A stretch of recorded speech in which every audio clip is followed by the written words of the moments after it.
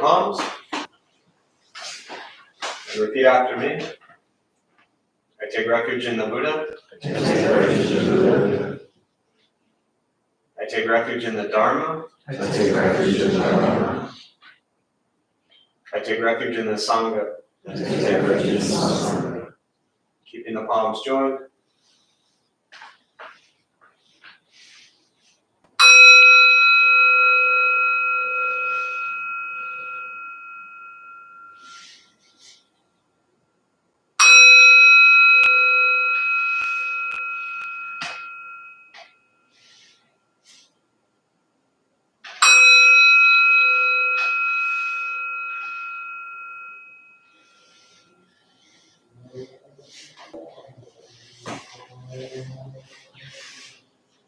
Palms down.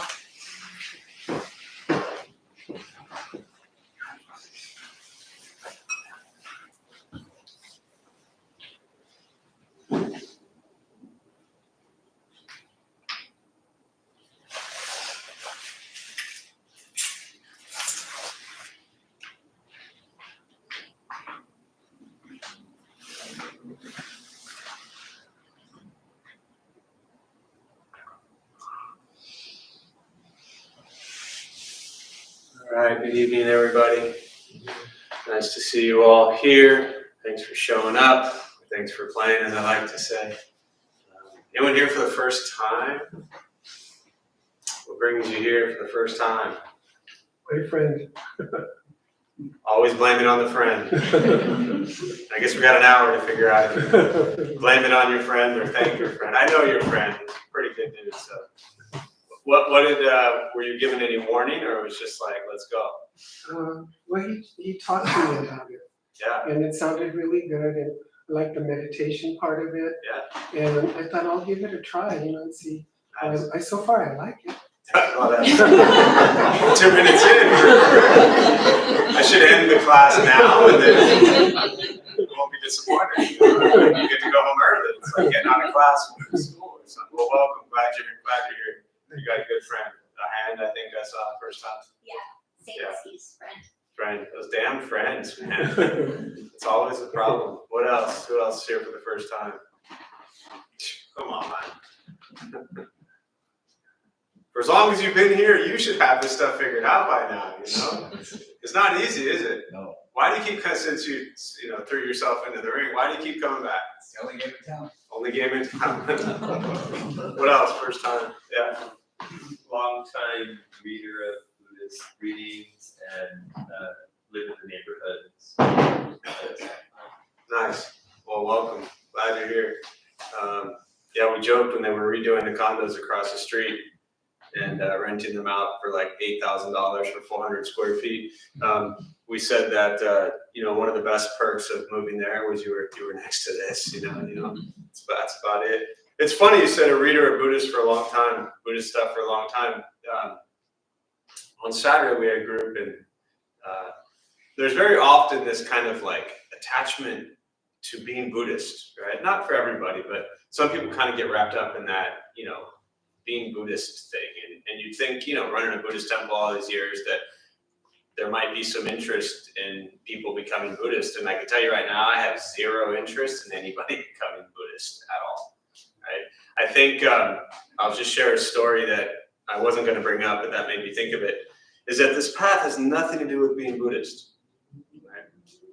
So as a friend of ours, I've known her for a couple years through here, and she had recently posted something, a friend of mine I've known for a long time is a vet tech, and had recently posted a picture of a dog that was on the kill list at a shelter in Riverside.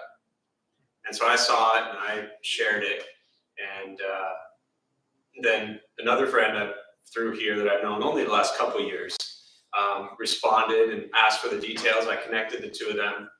And so it was kind of this, little following, all of like 6 people that were following it, but this little following of these updates, trying to save this dog Lolly up at this shelter in Riverside, who was only 2 years old and had some, physical problems, needed some procedures, so they were going to put her down.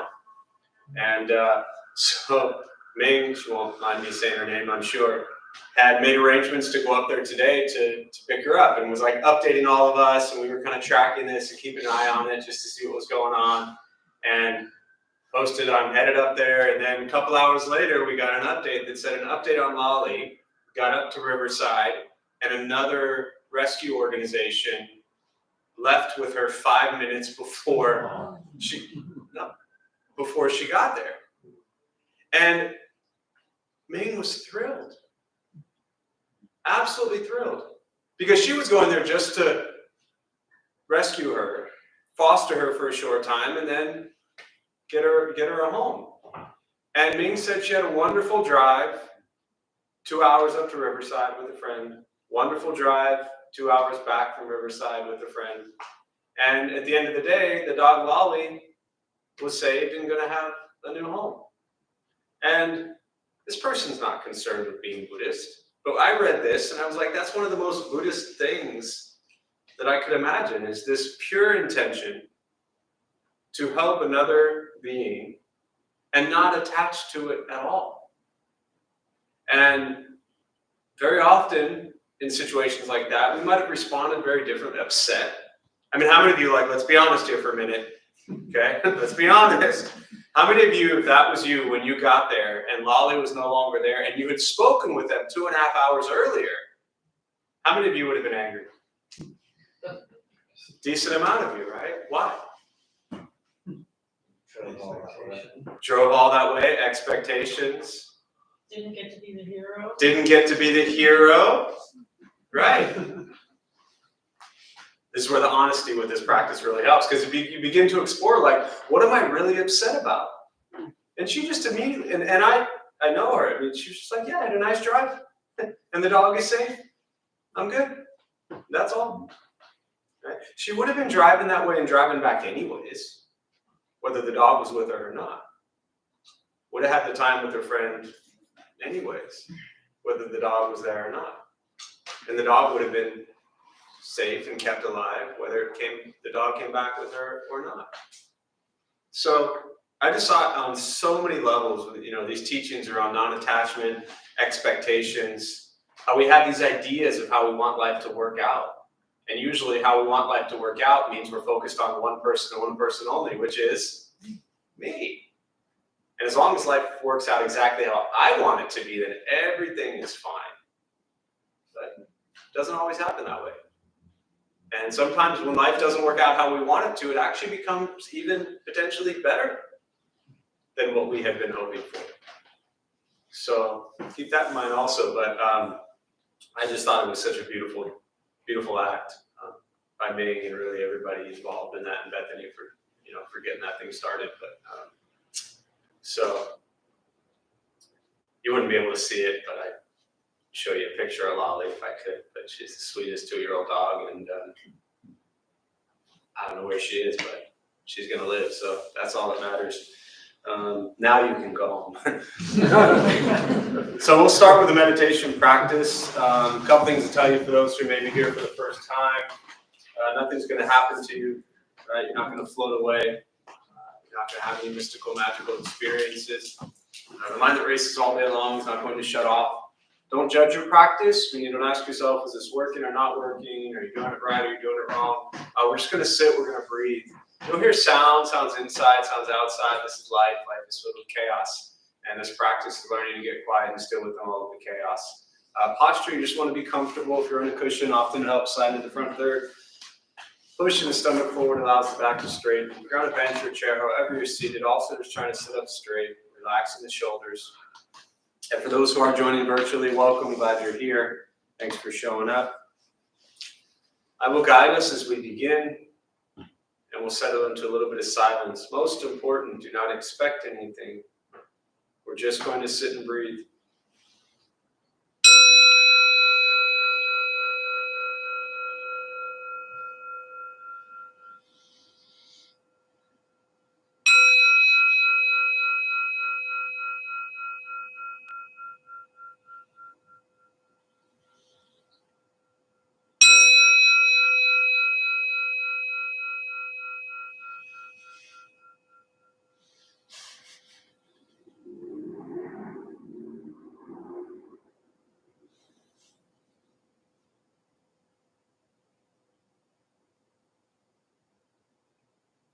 And starting with the eyes closed if comfortable,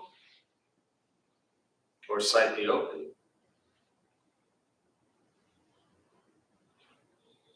Mouth is open or closed, whatever's comfortable.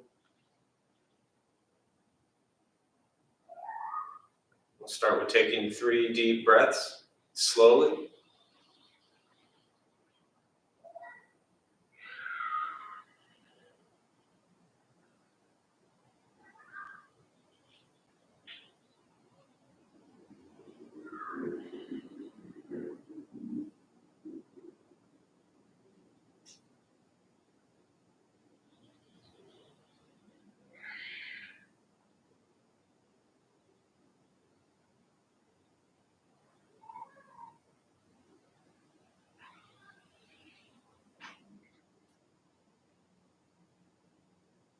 And eventually, settle into a natural rhythm of breath.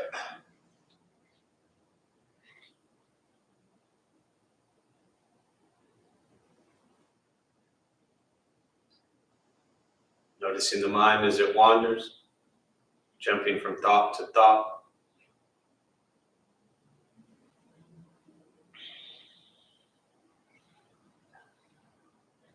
Start with gently guiding the attention, focus to the stomach or chest.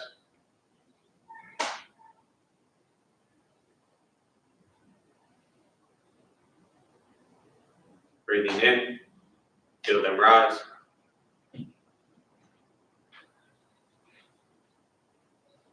Breathing out, they fall.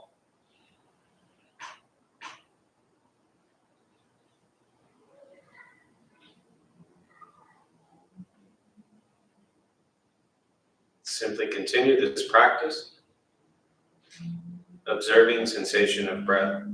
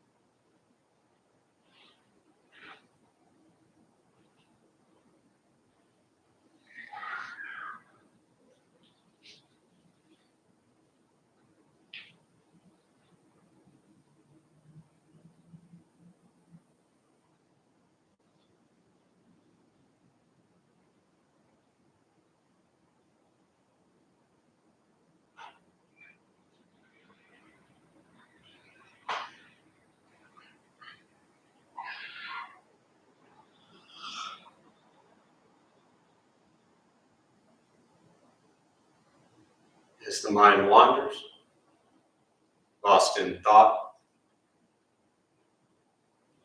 recognize it.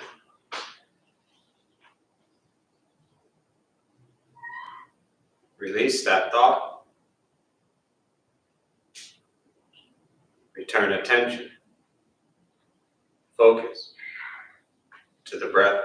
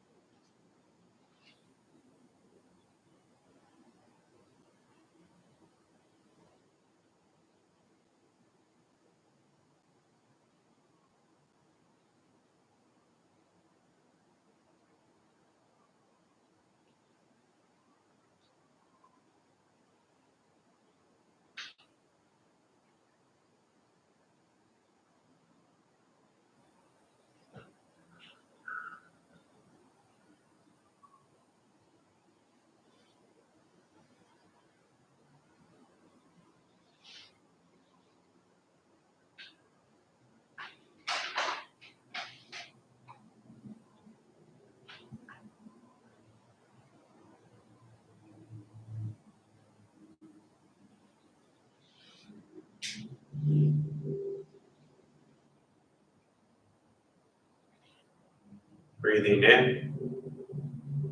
Follow breath in.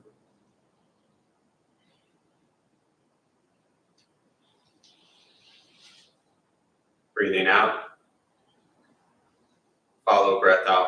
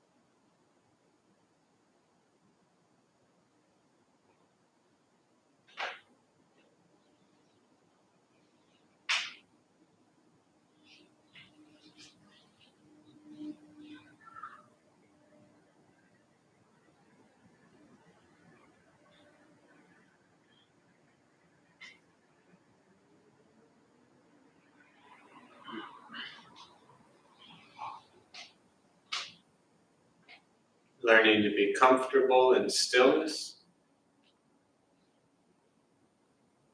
in quiet.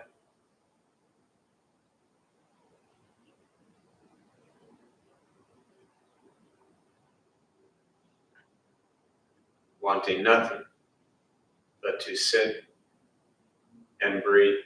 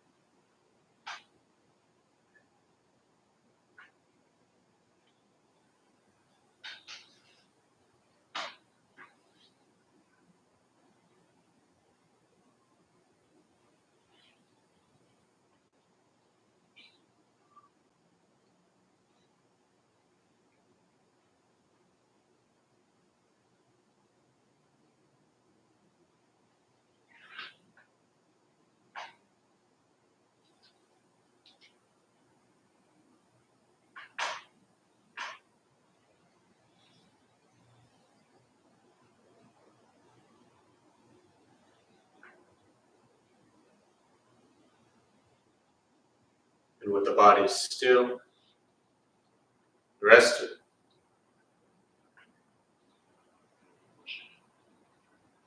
and the speech quiet, aware of all sounds.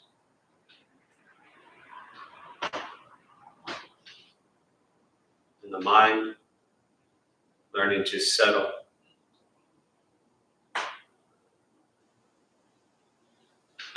Know what it's like to just sit and breathe.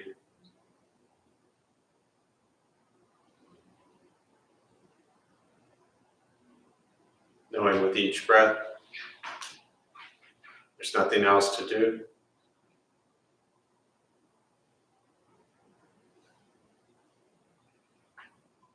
Nowhere else to go.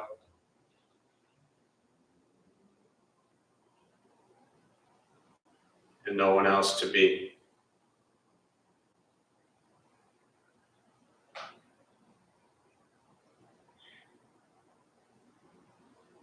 Everything beautiful, exactly as it is. Sitting, breathing.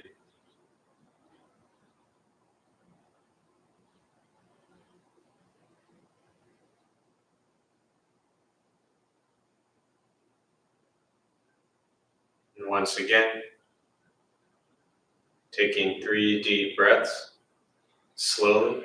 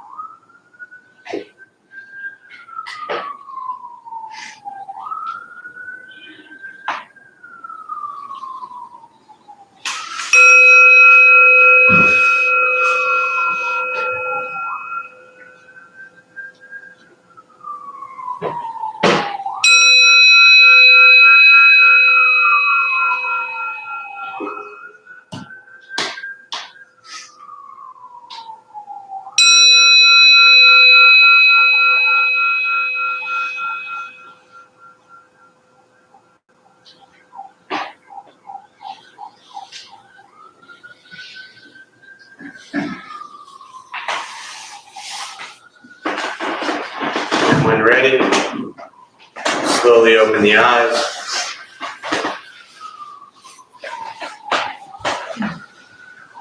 Slowly beginning to move. The most important with the practice of meditation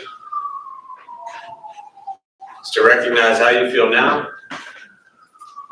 immediately after.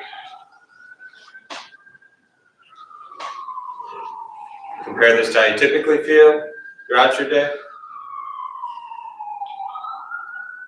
Recognize the difference, if there is one.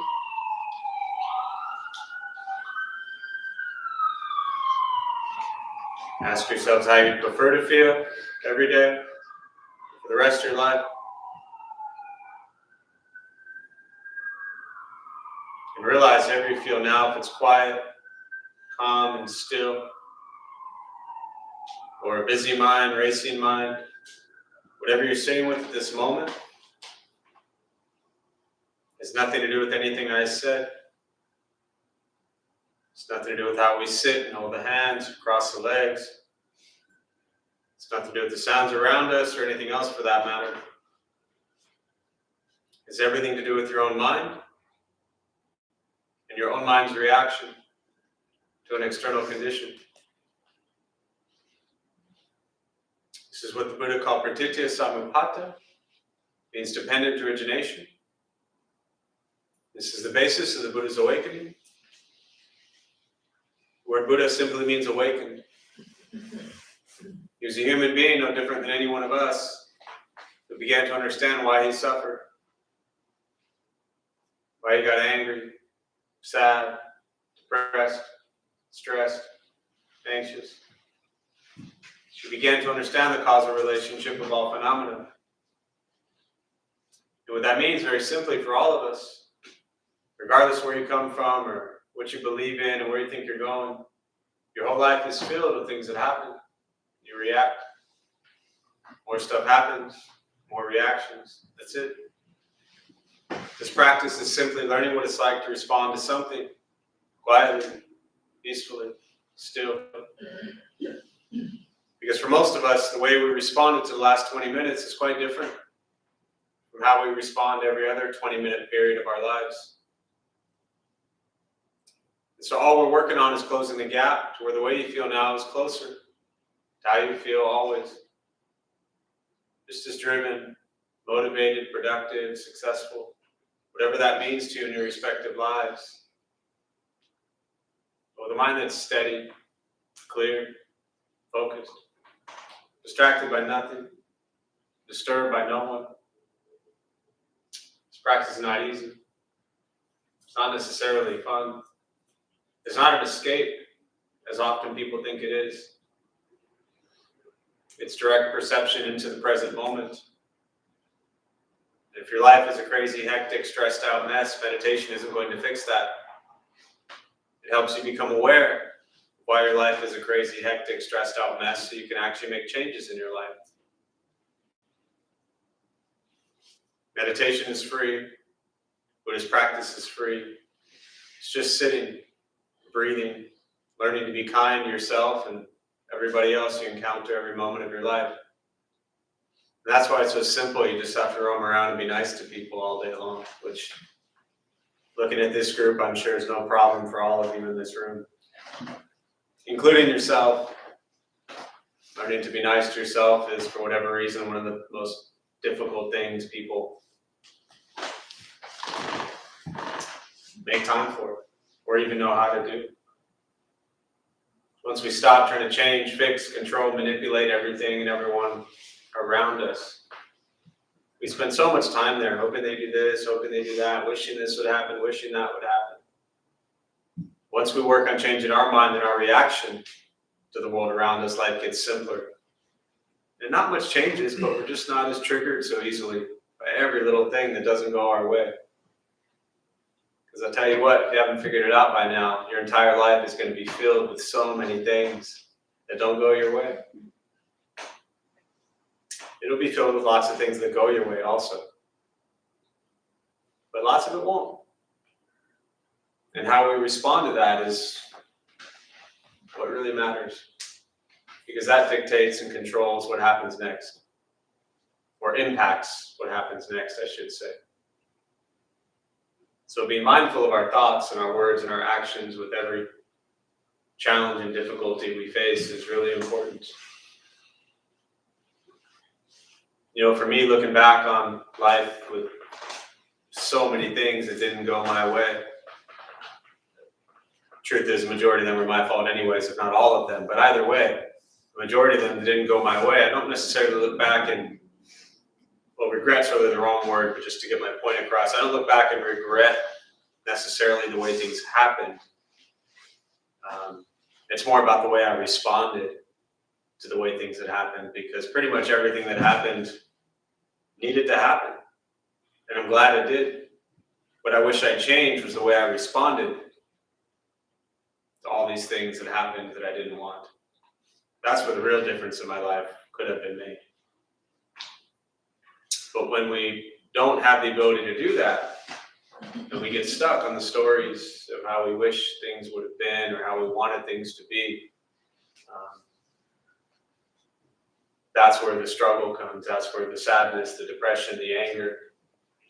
And that's why for me and it is a story that'll stick with me for a while, just obviously knowing the people involved and knowing Ming. But that's why that story about Ming and driving up 2 hours to get the dog, it's just so beautiful. That her just reaction was, okay, that's it. Yeah, so I'll pause there. For me, I always really just prefer to respond to questions. meditation, Buddhist practice, anything that's on your mind, and we'll use the rest of our brief time this evening for that. And again, for those who are joining virtually, welcome. My apologies for not welcoming you all at the beginning. But there's a chat box on your screen somewhere, so feel free if you have any questions or thoughts to put them there, and I'll do my best to respond as well. So just open up to questions.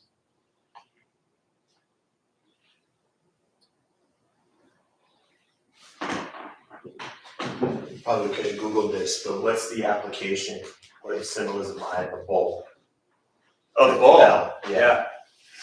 You know, most things I tell you, you can Google. This one would have sent you for a 3-hour tour for sure, because there's so many different reasons behind it. In very kind of what I call traditional cultural Buddhism, you have what's called Dharma instruments. And, a lot of people, the way we introduce Buddhism is kind of stripped away a lot of the cultural and rituals that occur. But for 2,500 years, Buddhism has all of that. And if you've never been to, say, a cultural Buddhist temple, and you grew up in a Catholic church or some religion that had a lot of ritual, when you see Buddhist practice going on in traditional temples, they look the same. I mean, obviously very different, but just as much ritual, bowing, chanting, Dharma instruments being played, music, all kinds of variations based on the culture. But they're referred to as Dharma instruments. And obviously we don't do all the chanting and all that stuff where you're hearing what they would call the drum and bell, maybe in a traditional setting. Like this is called a wooden fish. And so it's a little drum that you play as you chant, and this is the bell that you would chime along with it. But from a practical standpoint with meditation, it just starts and stops the meditation. It's a lot nicer than me saying start and stop. So here for me, at least, I use it really as just a kind of 3 bells. At the beginning, we take refuge in the triple gem, Buddha, Dharma, Sangha. So the 3 strikes is really for the triple gem, taking refuge in Buddha, Dharma, Sangha, and then coming out of meditation at the end, same thing. The 3 bells to wake you all up. Right on. Yeah. So, yeah. What else? Yeah. Wondering how you deal with like boredom. I think I can come here for like a month, and like every Tuesday, Saturday, you do this, and like same talk, and it's really great. But I like it. It's just, I think I've heard you've been doing it like 17 years, and maybe you haven't been doing it that long, but you know, what you think about boredom. Did you say you've been doing it 17 years? Yeah. Oh, me, yeah.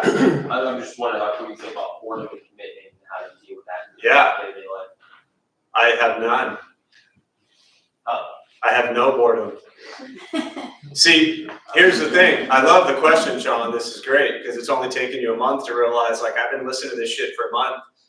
I should have it by now. And how is he saying the same stuff day in and day out, and I still don't have it? All right. I love the question, and I love how you struggled on how to phrase it. So, yes, as you said, I got introduced to Buddhism 28 years ago.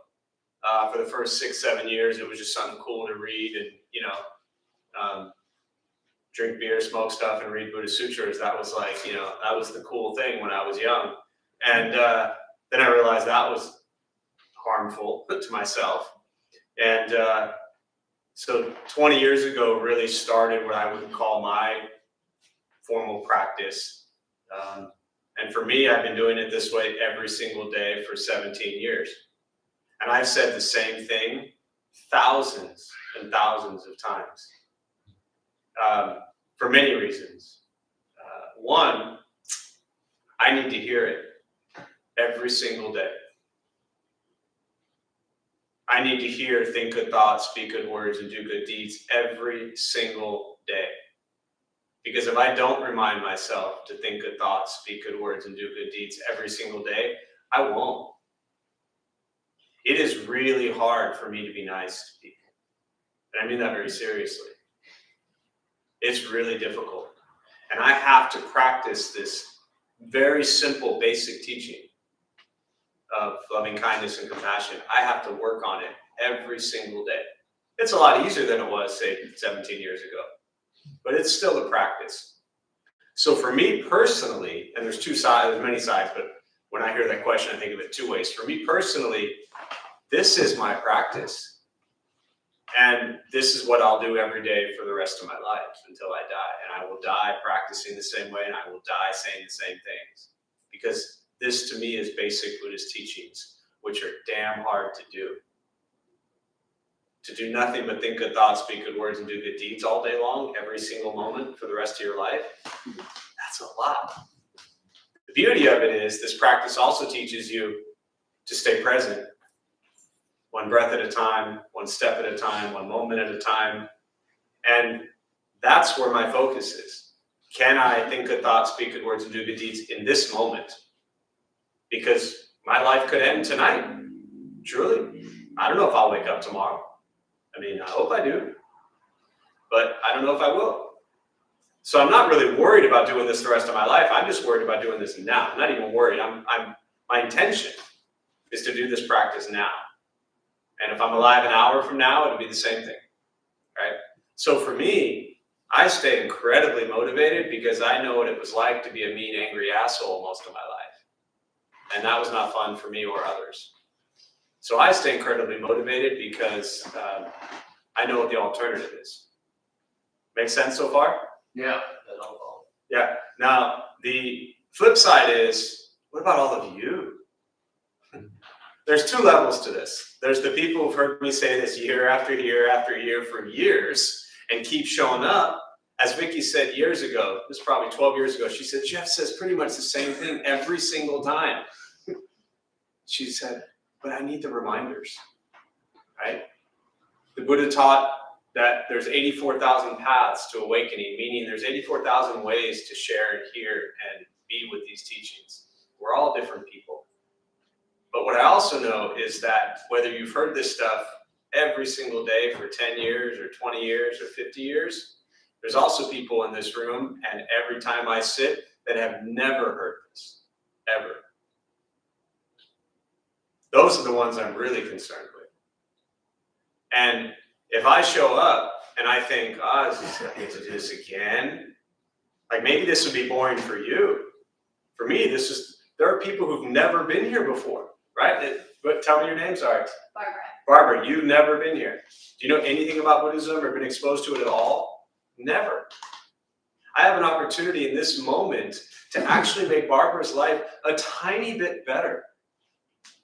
And if I don't show up every single day inspired and motivated to do that, then I shouldn't be sitting here. We're all here for Barbara tonight, right? And a few of the other people that are new, right? But you understand? That's what motivates me. Barbara and everybody else in this room is struggling and in pain and sad and angry and depressed and lost and scared. You're also happy and joyful at times, but you don't show up here because your entire life is filled with happy and joy. You show up here because of all the other reasons. And so for me, what an incredible opportunity to be able to share medicine. To me, that's what the Dharma is, the teachings. It's medicine that helps us deal with our suffering and pain. So 20 years ago, before this life, I was bored, man. Every single day. And I had everything. Now I've got close to nothing and never bored for 1 second. Because there will always be people to help. And dogs. And cats for you cat lovers in the room. So, yeah. Boredom's not there. Never. Other questions? Yeah. Okay. I wanted to ask about, well, something that I don't necessarily think really has a place in Buddhism, redemption. Like as, like I want to do good things, but I have a feeling that you don't do it for personal redemption. Even though, I may have things that I really would like to, sort of atone for, You know, but I realize maybe that just doing the thing without that is more of a pure intention. Sure. So the question is around, for those who didn't hear, around redemption. And are you saying in essence that you want to do good things because maybe you did a lot of bad things, and so you're trying to redeem yourself and make up for all the bad you've done? Let's say yes. Let's say yes, right? Good. Keep doing it. It's not redemption though, Okay. but still keep doing it. Anyone that you've hurt in the past, which we all have done, and you've heard me tell my story enough, all the good that you could do now doesn't change all the harm we caused in the past. But what it does is it keeps that list of all the people and places and things you've harmed. It like puts it on pause. But if we stay angry and pissed off, and we do 5 more years of causing harm, then that list, then 5 years from now, your list of people that you're trying to have redemption is going to be longer. So, yes, you're right. This practice is about the intention. People all the time, one of the most common questions, especially with the Thursday food distribution we have, is people will often say, is it bad that I'm doing this just because I feel good? That's not bad. It's not bad to feel good when you're helping people. It's also not bad to have that be part of your intention, even a majority of your intention. It's like, wow, I'm doing this because it'll make me feel good. And oh, by the way, I'm also going to help some people. That's not bad. But if you do that long enough and you continue to practice that, you'll recognize that over time, the intention shifts. This is often, not always, and I don't want to get too much into like Western psychology type stuff, but very often when we're seeking redemption, there's a lot of self-hatred, self-anger, going on. And when we do good stuff, even if the intention was just to make ourselves feel good, we still feel good when we do good stuff, right? And the more good stuff you do, the less hatred you may have towards yourself. So, same thing. I mean, you probably heard this, but in 2003, when I started going into prisons, I was miserable and depressed. And I go into prison for 2 hours, and I walked out of there, and I felt like I was the happiest person in the world. And I was like, I'm a terrible person. I feel good because I just spent 2 hours with these guys who've been locked up for 30 years. And I feel good. You know what? They felt good too. I didn't see that. And that wasn't my intention at the time. Or at least it didn't settle in as my intention. I wanted to make sure I felt good. And that's why I did it. And then the scales kind of shift. So, you've been sitting with this for a while, I know, but keep at it. Thanks, Jay. Yeah, for sure. But yeah, we can't change any pain we've caused ourselves or others in the past. We could all sit here for years, probably, and list all the stuff that we wish we hadn't done or we, could do differently. But you can't. Nothing you did a minute ago, you can change. Yet we'll spend 20 years trying to change something we did 20 years ago. Can't. It's gone. So don't add more stuff to that list. And stop hating yourself for all the stuff you've done. We're just human. What else? Yeah. You said think good thoughts, speak good words, do good deeds. Can you expand on that a little more, like how you use it? Sure. Just the mantra. Yeah. So my master always said that. Think good thoughts, speak good words, do good deeds. And, anytime anyone asked her what Buddhist practice was about, that was her simple answer. And then she sang a beautiful song, and life was great. It was really wonderful. She was a Taiwanese. She passed away just this past year, but spent about 35 years as a Buddhist nun. She was at the temple down here on Park Boulevard. and then back in Taiwan. What this really is addressing, specifically in Buddhist teachings, the thinking good thoughts, speaking good words, and doing good deeds, is karma. So karma, in brief, it's not what goes around comes around. It's not, oh, the karma's going to get them. Karma is not what we get. Karma is what we give. So think of karma, literally the word karma means action. And the Buddha taught we generate karma 3 ways: body, speech, mind. What we think, what we say, and what we do is our karma. So you ever play pool? So you got the cue ball, hits into the rack, right? Every time the cue ball hits the rack, ball's going in a different direction every single time. Our entire life, we are that cue ball. And every person, place, and thing we encounter, we are leaving an impact on, just like the cue ball hitting the rack. So when we think good thoughts, speak good words, and do good deeds, in theory, we're creating a kinder, safer, gentler world immediately for us and around us. That doesn't always work out that way. You ever thought or said or done good things and, they end up still kicking you or whatever it might be? So it doesn't always mean that just because we think good thoughts, speak good words, and do good deeds, that all this great stuff is going to happen around us. But we'd like to hope that we create kinder, gentler worlds around us with that. Make sense so far? But very specifically, the thinking kind thoughts, you can apply this starting always, I suggest, with yourself. You ever sat around and told yourself really mean, bad things about yourself? Now compare that to how many things you sit around and tell yourself that are wonderful about yourself. Usually those don't add up. So when we're thinking kind thoughts, learn to be gentle with ourselves. I mean, we talk to ourselves in many ways harsher than most people would talk to us, or how we would even speak to others. But we tell ourselves we're just so mean to ourselves very often. So soften the thoughts a little bit towards ourselves, and then same thing with others, right?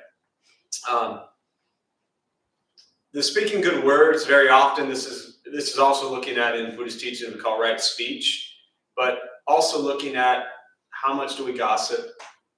Don't answer that. How much do we slander people? How divisive is our speech? Is our speech honest, truthful?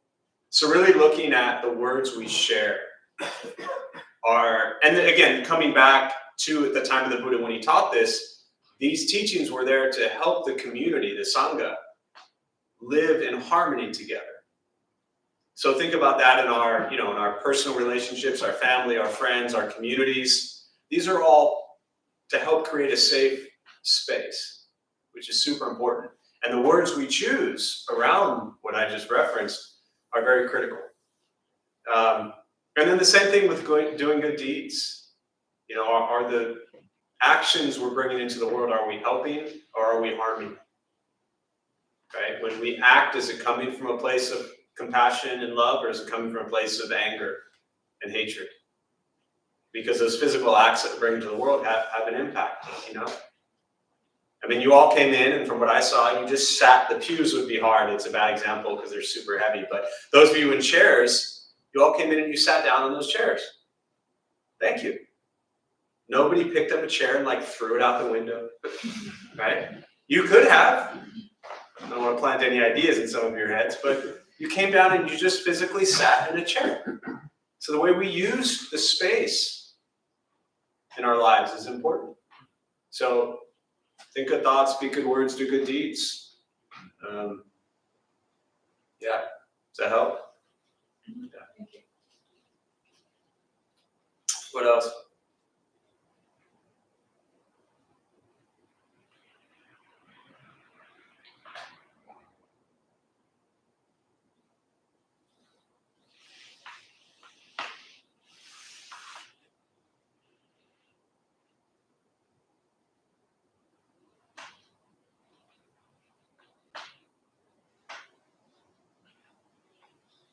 You often say during the guided meditation, nothing else to do, nowhere else to go, no one else to be.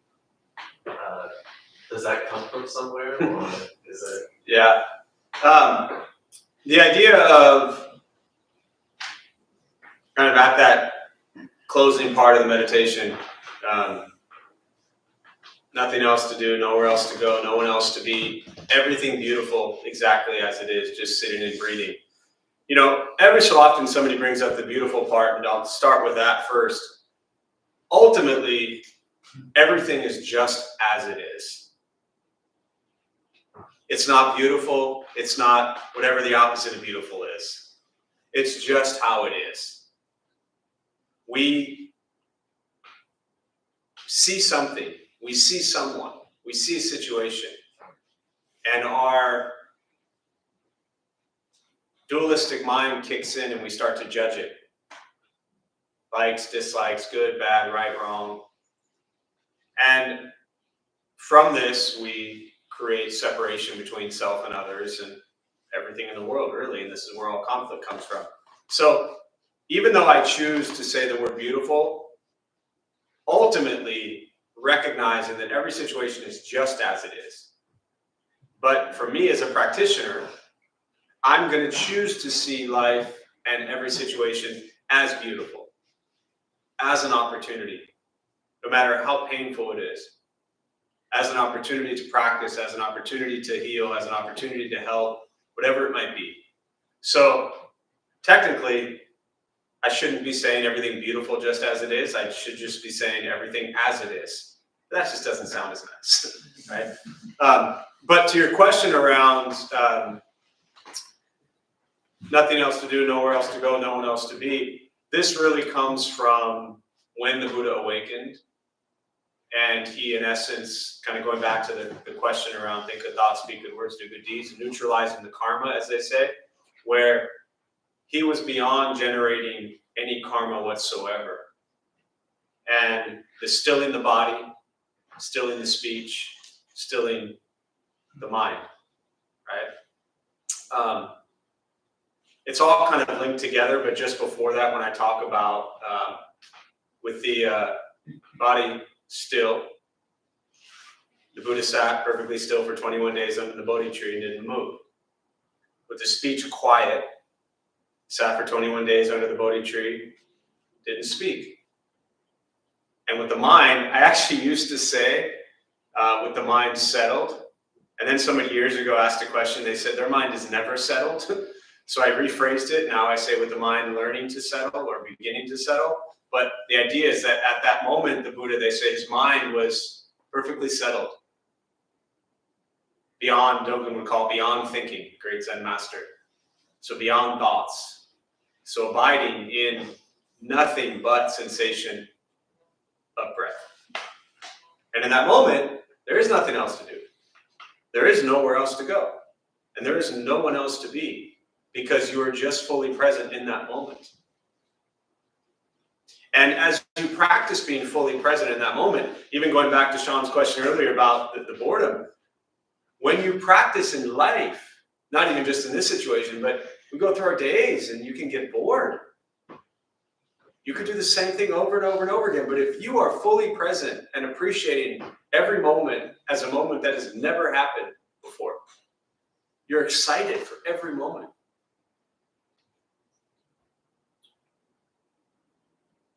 And that's beautiful. Yeah. It's really hard to do. To have that mind and bring it into everything in our lives where we're just going to embrace each moment as it arises, as if it's arising for the first time ever. But for those who are maybe newer to this practice, what this allows us to do when we embrace each moment for the first time ever. You ever held on to something you've been angry about for 20, 30, 40 years? That happened 20, 30, 40 years ago? That is definitely not present. So training the mind in meditation isn't about meditation doing something for you.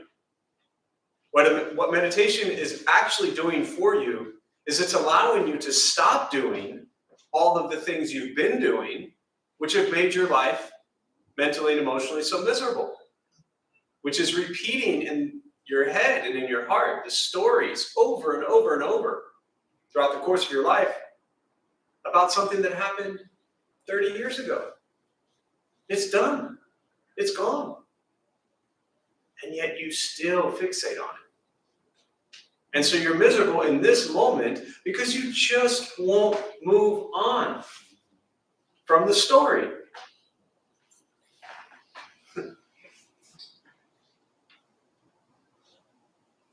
Learning to be present, cultivating a meditation practice of experiencing each moment and enjoying each moment allows you to just actually be alive.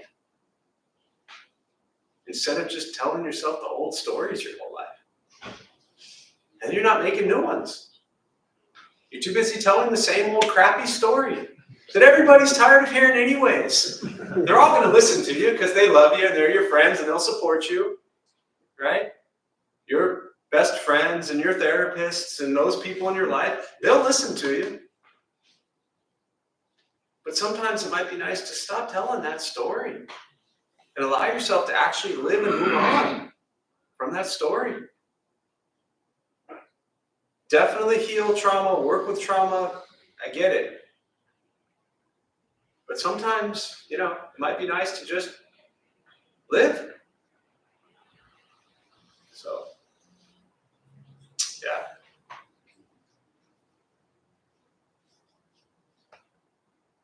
Wait, who asked that question? I'm sorry. Somebody back there. Yeah, go ahead, and we'll close with this, yeah. Is that the Buddha mind? Because about a month ago, there was a guy that was complaining about Monday. That Mondays were his worst day at work. So Oh, he yeah. decided to do everything that he hated doing it on Monday because Mondays are so bad anyway. Yeah. And you talked about the Buddha mind, that he should go in with the Buddha mind, that without any expectations, this worker is going to say this is going to happen because it always happens on Monday. Yeah. Is that the Buddhist mind? Did I say that? That's some good stuff. I'm glad somebody pays attention. Yeah, I mean, I'm a Garfield fan, and Garfield hates Mondays, so I get it about Mondays. But I think that, when we look at, as you say, the Buddha mind, right? And the word Buddha just means awakened. And I'll close with this thought, bodhicitta, right? Buddha nature, the awakened mind. The Buddha mind is, yes, to be fully present with life as it occurs.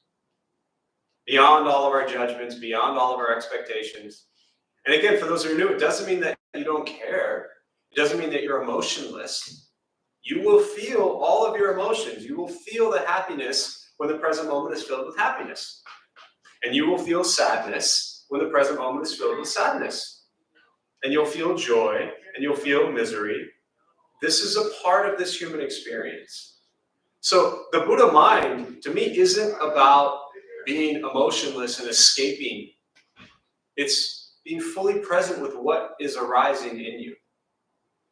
And I think practicing the Buddha mind while we are still unenlightened, ignorant fools is really important, because what that means is we recognize these emotions as they arise, and they're there. And we shouldn't ignore them. But to understand the transient nature of them, and this is the Buddhist teachings on impermanence, to understand that every emotion that arises will pass. And so when you show up on Monday and you're just telling yourself the same routine of this is miserable and this and that and whatever,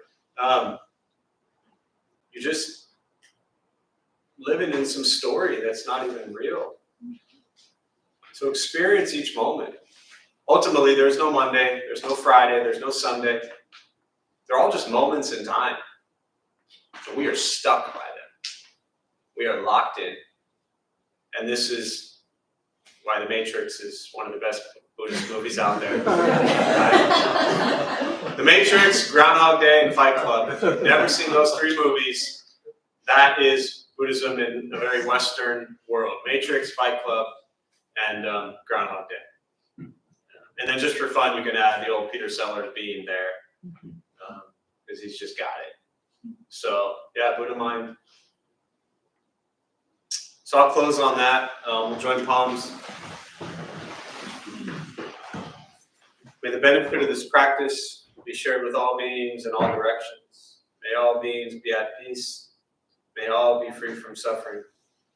And may any merit gained be transferred to those who need it most.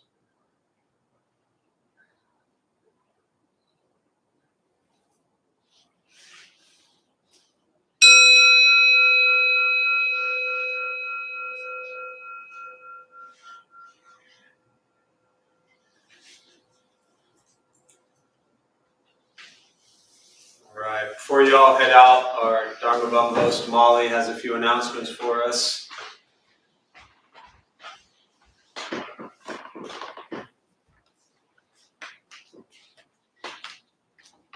Hi everyone, I'm Molly.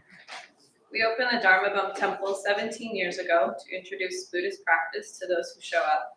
Those who lead are not nuns, monks, gurus, masters, or teachers, and are not looking for students. They're simply practitioners sharing their interpretation of the practice. Every night we have different classes led by different people from various Buddhist traditions. We have a recovery sangha that meets several times a week for anyone with addiction, and our food redistribution program is every Thursday at 5 p.m. Except for this week, there'll be a Thanksgiving Day food redistribution program from 10 a.m. to 1 p.m. There's also a special Amazon wish list with items needed for this event. If you're interested in volunteering or donating, you can check out the website for more info about that. We have classes and programs every day, and everything we offer here is always free. The full schedule is on our website and also posted in the entryway above the shoe rack. We have a lending library. If you see a book you like, feel free to borrow it, then bring it back whenever you are done with it. Please straighten your cushion or your seat before you head out. If a few people could stay to close and latch the windows, that would be helpful. Thank you for being here. We wish you well and hope to see you all again.